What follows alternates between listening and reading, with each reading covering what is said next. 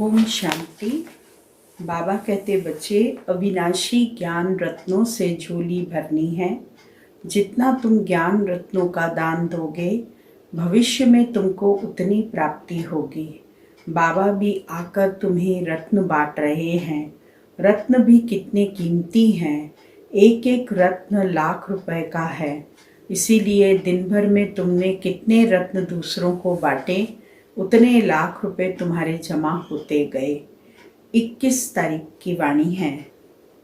मीठे बच्चे, बाप आए हैं तुम बच्चों की अविनाशी ज्ञान रत्नों से झोली भरने। यह एक एक ज्ञान रत्न लाखों रुपयों का है। प्रश्न है, गुप्त दान का इतना अधिक महत्व क्यों है? उत्तर, क्योंकि बाप तुम्हें अभी गुप्त ज्ञान रत्नों का दान देते हैं। इसे दुनिया नहीं जानती, फिर तुम बच्चे इन ज्ञान रत्नों का दान करने से विश्व की राजाई ले लेते हो। यह भी गुप्त है। न कोई लड़ाई, न कोई बारूद आदि, न कोई खर्चा। गुप्त रीति से बाप ने तुम्हें राजाई दान में दी। इसीलिए गुप्त दान का बहुत महत्व है। डबल ओम शांति। एक शिव बाबा कहते हैं, एक ब्रह्मा दादा कहते हैं। दोनों का स्वधर्म है शांत।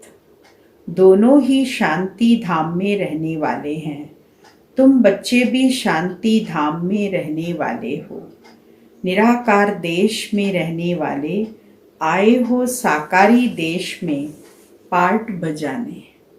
क्योंकि यह ड्रामा है ना। बच्चों को ड्रामा के आदि मध्यंत का ज्ञान बुद्धि में भरा हुआ है। ऊपर से लेकर नीचे तक ऊंच ते ऊंच भगवान, उनके साथ बच्चे। इन बातों को अच्छी रीति समझो। तुम्हारे सिवाय यह ज्ञान कोई में है नहीं। तुम पढ़ते हो खुदाई स्कूल में। तुम बच्चों को पढ़ाने वाला है ही खुदा। स्वयं रूहानी बाप आकर तुम्हें सृष्टि के आदि मध्यंत का ज्ञान देते हैं। डबल ओम शांति का अर्थ भी समझाते हैं। भगवानुवाच है, भगवान तो एक ही है। कोई 10-20 भगवान नहीं है। जो भी सब धर्म वाले हैं, उनकी जो भी आत्माएं हैं, सबका एक ही बाप है। फिर बाप सृष्टि रचते हैं तो कहा जाता है प्रजापिता ब्रह्मा। शिव को प्रजापिता नहीं कहेंगे। प्रजा तो जन्म मरण में आती है। आत्मा संस्कार के आधार से जन्म मरण में आती है। फिर कौन चाहिए? शिव बाबा को प्रजापिता नहीं कह सकते, तो फिर कौन चाहिए जो कि प्रजा की रचना रचे? फिर चाहिए प्रजापिता ब्रह्मा। गाया हुआ है, परम पिता परमात्मा प्रजापिता ब्रह्मा द्वारा रचना रचते हैं। उनको बुलाया ही जाता है पतित पावन आओ। जब दुनिया पतित बनती है और उनका अंत होता है, तभी बाप आते हैं पतित से पावन बनाने। अब तुम जान गए हो, बाप आते भी एक बार हैं और कब आते ही नहीं। अभी तुमको सारी नॉलेज मिली है। तुम ड्रामा के एक्टर्स हो ना। ड्रामा के एक्टर्स को सबकी एक्ट का जरूर पता होना चाहिए कि क्या क्या पार्ट है। वह होता है छोटा हद का पार्ट ड्रामा। उनका तो सबको पता पड़ जाता है। जो लौकिक दुनिया के अंदर ड्रामा खेला जाता है, उसमें सबके छोटे छोटे पार्ट होते हैं और उस पूरी कहानी का सब एक्टर्स को पहले पता होता है और कौन व्यक्ति कौन सा पार्ट बजा रहा है, ये भी उनको पता होता है। तुम भी देख कर आते हो, चाहो तो लिख भी सकते हो। तुम भी देख कर आते हो, जब ऊपर जाते हो वतन में तो देख कर आते हो कि किसका पार्ट कौन सा है। याद कर सकते हो, छोटा सा होता है, यह तो बहुत बड़ा बेहद का ड्रामा है जिसको तुम सतयुग से लेकर कलयुग अंत तक जानते हो।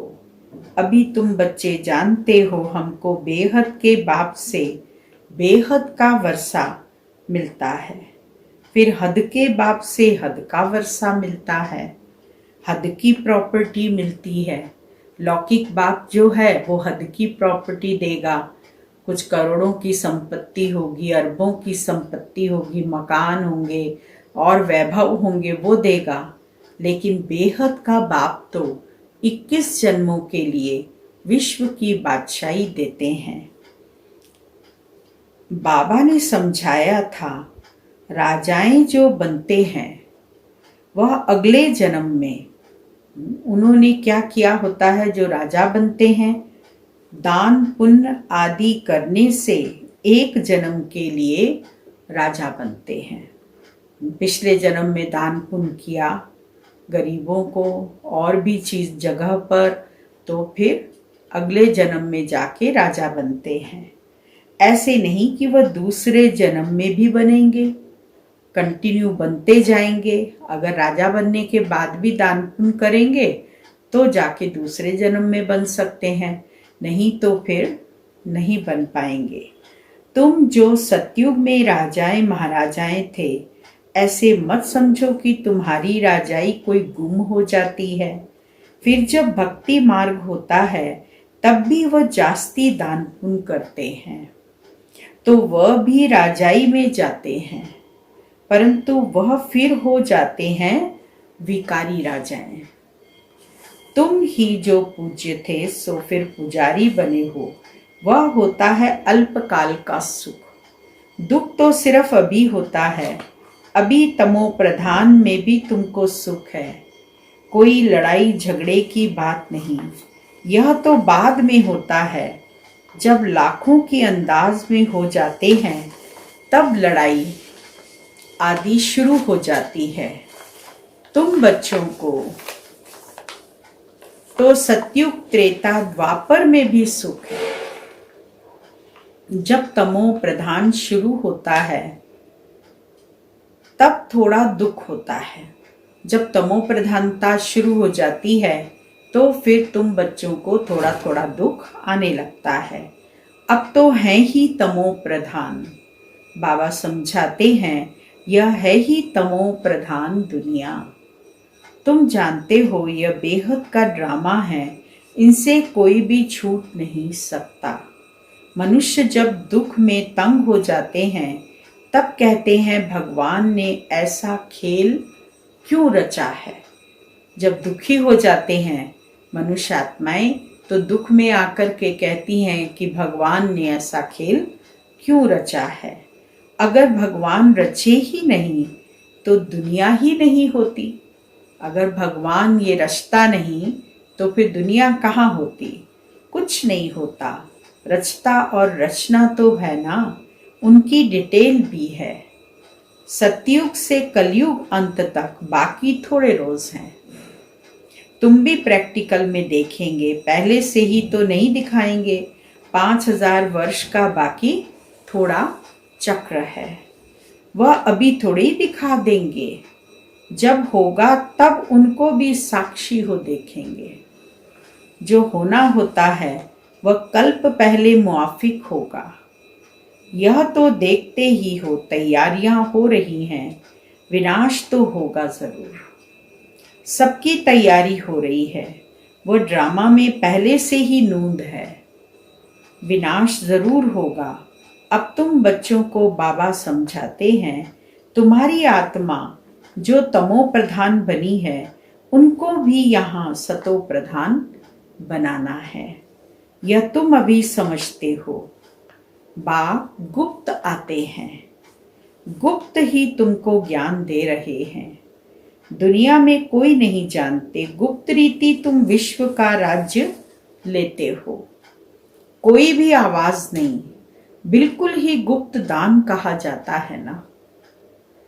बाप आकर बच्चों को अविनाशी ज्ञान रत्नों का गुप्त दान देते हैं। बाबा आकर गुप्त दान देते हैं अविनाशी ज्ञान रत्नों का। बाप भी कितना गुप्त है, देखो बाबा भी कितना गुप्त है, एकदम से प्रत्यक्ष नहीं होता।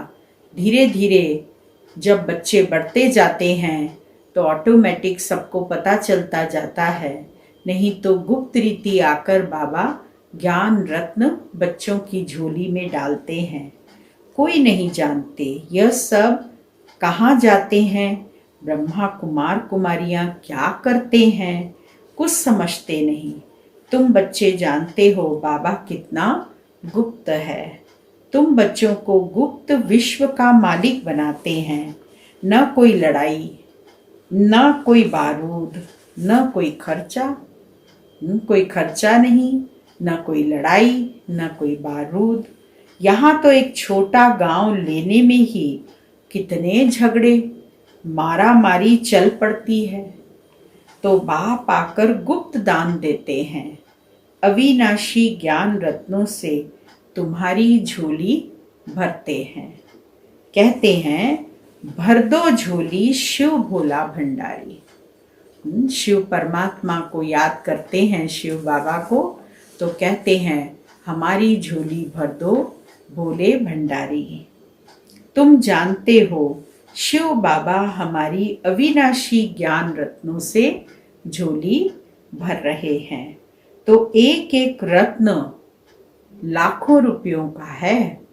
एक एक रत्न अगर जमा होता जाता है तो लाखों रुपए आपके बैंक बैलेंस में बढ़ते जाते हैं। तुम कितने रत्न देते हो और फिर तुम दूसरों को कितने रत्न दान में देते हो।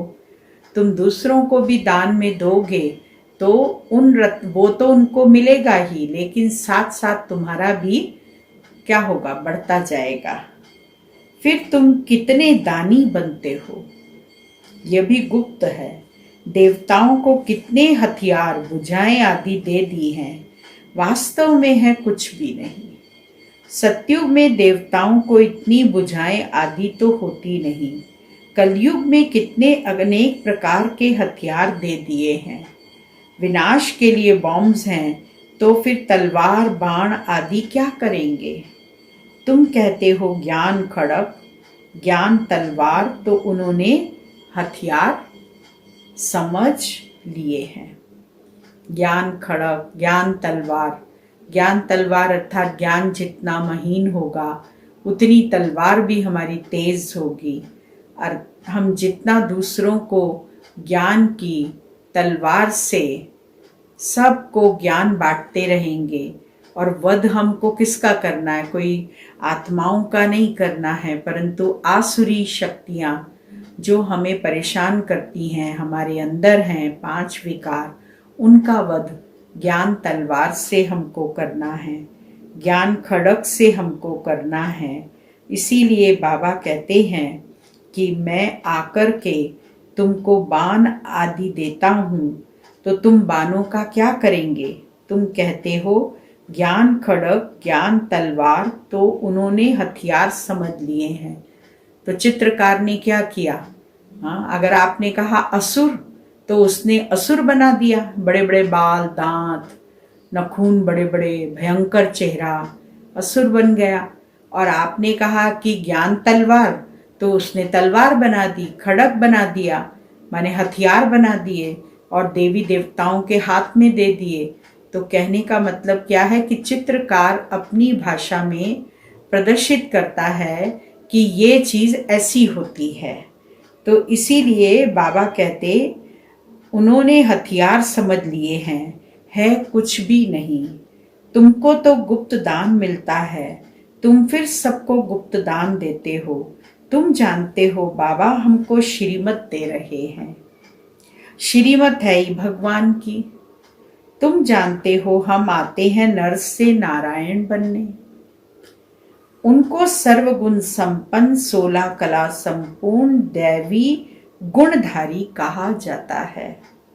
दैवी गुण सिर्फ उन देवी देवताओं में होते हैं, फिर कलाएं कम होती जाती हैं। जैसे संपूर्ण चंद्रमा की रोशनी अच्छी होती है, जब पूनम का चांद होता है तो कितनी भव्य रोशनी होती है, फिर कम होती जाती है, धीरे धीरे कम होती जाती है। कम होते होते बाकी एकदम पतली लीक बच जाती है। सारा गुम नहीं होता, लकीर जरूर होती है, जिसको अमावस्या कहते हैं। अब तुम्हारी है बेहद की बात, तुम 16 कला संपूर्ण बनते हो। दिखाते हैं कृष्ण के मुख में माताएं चंद्रमा देखती हैं। यह है साक्षात्कार की बातें, जिसकी समझानी बाप बैठ देते हैं। अब तुमको संपूर्ण बनना है, माया का संपूर्ण ग्रहण लगा हुआ है, बाकी जाकर लकीर बचती है। सीढ़ी उतरते आए हैं, सबको सीढ़ी उतरनी है, तब ही फिर सबको वापस जाना पड़े। तुम भी अभी थोड़े हो, आहिस्ता आहिस्ता वृद्धि होगी। पढ़ाई में बहुत नहीं पास होते, तुम्हारे सेंटर्स भी धीरे धीरे वृद्धि को पाते रहते हैं। समय नजदीक आता जाएगा, फिर समझेंगे इनों में क्या है। दिन प्रतिदिन वृद्धि को पाते रहते हैं। अभी समझते हैं, हमने समझा था यह कहाँ तक चलेंगे, खत्म हो जाएंगे। शुरू में इस डर से बहुत भाग गए, पता नहीं क्या होगा, न यहाँ के न वहां के रहेंगे, इससे तो भागो। भाग गए, फिर उसमें से आते रहते हैं। बाप कितना सहज रीति से बैठ समझाते हैं। इन अबलाओं अहिल्याओं को कोई तकलीफ नहीं देते। इन्हों का भी उद्धार तो होना है। कहते हैं बाबा हम तो कुछ पढ़ी लिखी नहीं है। बाप कहते हैं कुछ नहीं पढ़ी हो तो बहुत अच्छा है। शास्त्र आदि जो भी पढ़े हैं वह सब भूल जाओ। मैं कुछ जास्ती पढ़ता नहीं हूँ, सिर्फ कहता हूँ मुझको याद करो तो फिर बादशाही तुम्हारी है। हाँ, बाबा तो सिर्फ कहते हैं बच्चे केवल एक काम करो कि मुझे याद करो, तो तुम्हें 21 जन्मों की बादशाही मिल जाएगी। बस तुम्हारा बेड़ा पार हो जाएगा। बच्चा पैदा हुआ और कहेंगे बाबा, बस वर्षे का हकदार बन जाते हैं। यहाँ भी तुम हकदार बन जाते हो। बाप दादा को याद किया और राजधानी तुम्हारी इसीलिए गाया हुआ है। सेकंड में जीवन मुक्ति। साहूकार लोगों का है पिछाड़ी का पार, पहले गरीबों की बारी है। तुम्हारे पास आपे ही आएंगे। दलितों का भी उद्धार होना है। दलितों का भी उद्धार होना है। भीलनी का भी गायन है। कहते हैं राम ने भीलनी के बेर खाए। झूठे बेर भीलनी ने राम को खिलाए। वास्तव में राम भी नहीं है, शिव बाबा भी नहीं है। हाँ, हो सकता है कि इस ब्रह्मा को खाना पड़ा, इस ब्रह्मा ने खाए, क्योंकि राम निराकार राम को कहेंगे, वो भी नहीं खा सकता है। शिव बाबा भी निराकार है, वो भी अभोक्ता है। ब्रह्मा बाबा जो है वो साकार तन में है, इसीलिए वो खा सकता है। भीलनी आदि आएंगी, समझो टोली आदि ले आए तो इनकार कैसे कर सकते हैं। भीलनी गणिकाएं ले आएंगी तो तुम भी खाएंगे। शिव बाबा कहते हैं मैं तो नहीं खाऊंगा। शिव बाबा भी अपने को बचा लेता है हर बात में, कहता है मैं तो नहीं खाऊंगा। भाई क्यों नहीं खाओगे? क्योंकि मैं तो अभोक्ता हूँ। मैं तो खाता नहीं हूँ। तुम्हारे पास आएंगे सभी, गवर्नमेंट भी मदद करेगी कि उनको उठाओ। तुमको भी ऑटोमेटिकली प्रेरणा होगी। बाबा गरीब निवास है, तो हम भी गरीबों को समझाएं, भीलनियों से भी निकलेंगे। इतना बड़ा झाड़ है, इसमें एक भी देवी देवता धर्म का नहीं रहा और सब धर्मों में कन्वर्ट हो गए हैं। अब बाप कहते हैं जो भक्ति करने वाले हैं उनको समझाओ, जो पूजा पाठ करते हैं, मंदिरों में जाते हैं, उनको समझाओ। तुम देख रहे हो सैपलिंग कैसे लगता है, ब्राह्मण कैसे बनते हैं। जो सूर्यवंशी चंद्रवंशी देवता बनते होंगे वही आते जाएंगे। एक बार भी सुना तो स्वर्ग में जरूर आएंगे।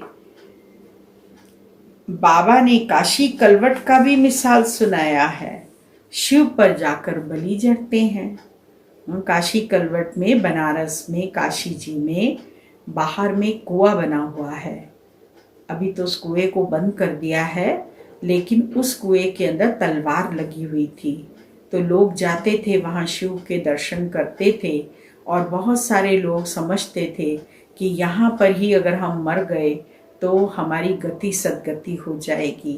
तो इसीलिए शिव शिव शिव शिव कहते कहते और कुएं में कूद जाते थे।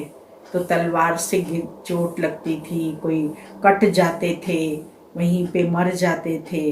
तो ऐसा वो समझते थे कि यहाँ हमने शरीर छोड़ा, माना हमारी गति सदगति हो गई। तुम भी शिव पर जाकर बलि चढ़ते थे, उनको भी कुछ तो मिलना चाहिए। तुम भी बलि चढ़ते हो, पुरुषार्थ करते हो राजाई के लिए। भक्ति मार्ग में राजाई तो होती नहीं। तुम भी बाबा ने कहा बलि चढ़ते हो। बलि माना कोई तलवार से गर्दन नहीं काटते, परंतु तन मन धन परमात्मा के ऊपर समर्पण कर देते हैं, तो वो बलि चढ़ना होता है। और बाबा कहते हैं कि भक्ति मार्ग में राजाई तो होती नहीं, वापस कोई भी जा नहीं सकते। तो क्या होता है, उनके जो पाप किए हुए हैं उनकी सजा भोग तू कर देते हैं। ये तलवार से काटना में भी तड़पता है ना, शरीर तो तड़पता है, तो उनके पाप कर्म दग्ध हो जाते हैं। फिर नए सिरे जन्म होता है, उनके नए सिरे पाप शुरू होता है। बाकी रहना तो सबको यहाँ ही है। नंबर 1 में तुम ही हो, तुम ही 84 जन्म भोगते हो। सबको सतो रजो तमो में आना होता है। बाप कहते हैं इस समय सारी मनुष्य सृष्टि का झाड़ जड़ जड़ीभूत हो गया है। मनुष्य तो बिल्कुल घोर अंधियारे में कुंभकर्ण की नींद में सोए हुए हैं। एक कुंभकर्ण नहीं, केवल एक नहीं, वो तो सैंपल दिखाया गया है, अनेक हैं। तुम कितना भी समझाते हो सुनते ही नहीं हैं। जिनका पार्ट है वो पुरुषार्थ करते हैं और वही माता पिता के दिल पर चढ़ते हैं। तख्त नशीन भी वही बनेंगे। कितनी बच्चियां पूछती हैं बाबा, बच्चों को डांटना पड़ता है। बाबा कहते हैं इसका इतना कुछ नहीं है, तुम पुकारती हो हम पतितों को पावन बनाओ। बाप भी कहते हैं काम महाशत्रु है। ऐसे नहीं कहा जाता क्रोध शत्रु है। माताओं में इतना नहीं होता है, पुरुष बहुत लड़ाई करते हैं। अब बाप ने तुम माताओं को आगे किया है और क्या कहा है, वंदे मातरम। नहीं तो माताओं को कहते हैं तुम्हारा पति गुरु ईश्वर है। पति का मानो, जो वो कहे वैसा करो, क्योंकि वही तुम्हारा ईश्वर है, वही तुम्हारा गुरु है। उनकी मत पर चलना है। हथियाला बांध फिर फट से पतित बने, यह ईश्वर मिला उनको। अभी राम राज्य स्थापन होता है, बाकी सब मरते जाएंगे। बाबा ने समझाया है विनाश काले विपरीत बुद्धि विनश्यन्ति और विनाश काले प्रीत बुद्धि विजयन्ति। तुम्हारी परम पिता परमात्मा से प्रीत बुद्धि है। तुम्हारी आत्मा जानती है शिव बाबा इनमें आते हैं, इन द्वारा हम सुन रहे हैं। इतनी छोटी बिंदु है, शिव बाबा का यह टेम्परेरी रथ है। इनके द्वारा यह रुद्र ज्ञान यज्ञ रचा है, जो बढ़ता ही जाएगा। बच्चों की बूंद बूंद से तालाब भरता जाता है। बच्चे अपना सफल करते रहते हैं, क्योंकि जानते हैं यह तो सब कुछ मिट्टी में मिल जाना है, कुछ भी रहना नहीं है। इतना तो सफल हो जाए। सुदामा का भी मिसाल है ना। बच्चियां बाबा के पास चावल मुट्ठी व 6-8 रुपया भेज देती हैं। वाह बच्ची, बाप तो गरीब निवाज है ना। यह सब ड्रामा में नूंद है, फिर भी होगा, बांधेलियां हैं। बाबा कहते हैं भाग्यशाली हो, शिव बाबा का हाथ तो मिला ना। एक दिन आएगा, सब आर्य समाजी आदि भी आएंगे। जाएंगे कहाँ? मुक्ति, जीवन मुक्ति की हट्टी तो एक ही है। सजाएं खाकर सबको मुक्ति में जाना है। यह है कयामत का समय, सब वापस जाएंगे। यह है साजन की बारात। कैसे बारात जाएगी? वह भी साक्षात्कार होगा, तुम्हारे सिवाय और कोई देख न सके। अच्छा, मीठे मीठे सिकिलदे बच्चों प्रति माता पिता बाप दादा का याद प्यार और गुड मॉर्निंग। रूहानी बाप की रूहानी बच्चों को नमस्ते, और रूहानी बच्चों की रूहानी बाबा को याद प्यार, गुड मॉर्निंग, नमस्ते। मुख्य सार है पहला पॉइंट, बाप द्वारा ज्ञान का जो गुप्त दान मिला है उसकी वैल्यू को समझ अपनी झोली ज्ञान रत्नों से भरपूर करनी है। सबको गुप्त दान देते जाना है। दूसरा पॉइंट है, इस कयामत के समय जबकि वापस जाना है तो अपना सब कुछ सफल करना है, प्रीत बुद्धि बनना है, मुक्ति और जीवन मुक्ति का रास्ता सबको बताना है। आज का वरदान है, सत्यता की शक्ति द्वारा प्रकृति व विश्व को सतो प्रधान बनाने वाले मास्टर विधि विधाता भव। जब आप बच्चे सत्यता की शक्ति को धारण कर मास्टर विधि विधाता बनते हो तो प्रकृति सतो प्रधान बन जाती है, युग सतयुग बन जाता है, सर्व आत्माएं सद्गति की तकदीर बना लेती हैं। आपकी सत्यता पारस के समान है। जैसे पारस लोहे को पारस बना देता है, ऐसे सत्यता की शक्ति आत्मा को, प्रकृति को, समय को, सर्व सामग्री को, सर्व संबंध को, संस्कारों को, आहार व्यवहार को सतो प्रधान बना देती है। कितनी सत्यता की शक्ति में इतनी शक्ति होती है कि इन सब चीजों को वो सतो प्रधान बना देती है। आत्मा को, प्रकृति को, समय भी सतो प्रधान, सामग्री भी सतो प्रधान, और सब संबंध भी सबके साथ जो होता है वो सतो प्रधान हो जाता है। और हमारे संस्कारों को भी सतो प्रधान, आहार व्यवहार को भी सतो प्रधान बना देती है। स्लोगन है, योगी आत्माएं वह हैं जिन्हें प्रकृति की हलचल भी आकर्षित न करे। ओम शांति। बाबा ने आज की मुरली में गुप्त दान का महत्व बताया है। ज्ञान रत्नों का दान करने से लाखों रुपए का आपके पास जमा होता जाता है। इसीलिए बाबा भी दान देते हैं, और दान देते हैं ज्ञान रत्नों का। ज्ञान रत्न आकर बाबा ने सुनाए हैं। अपना स्वयं का परिचय, हम आत्माओं का परिचय, सृष्टि के आदि मध्यंत का परिचय, पूरा ही ज्ञान बाबा ने हम बच्चों को दिया है। लेकिन गुप्त रीति, भगवान गुप्त है, ऐसा कोई भी नहीं जानता। धीरे धीरे जैसे जैसे बच्चे वृद्धि को पाते जाएंगे वैसे सबको समझ में आता जाएगा कि ज्ञान क्या है। बाबा कहते बच्चे, तुम बच्चों को अपना सब कुछ इस यज्ञ के अंदर स्वाहा करना है। तन मन धन जितना तुम स्वाहा करेंगे, सुदामा का मिसाल दिया बाबा ने कि जैसे सुदामा ने एक मुट्ठी चावल दिया और उसे महल मिल गए, ऐसे ही बांधेली माताएं बाबा के पास, गरीब माताएं बाबा के पास मुट्ठी चावल की पोटली और कुछ थोड़े बहुत रुपए भेज देती और कहती, बाबा इस यज्ञ के अंदर हमारा कना दाना लगाना। तो बाबा कहते, बच्चे वाह बच्ची, तुमने जो दिया है उसका तुम्हें बहुत मुआवजा प्राप्त होगा।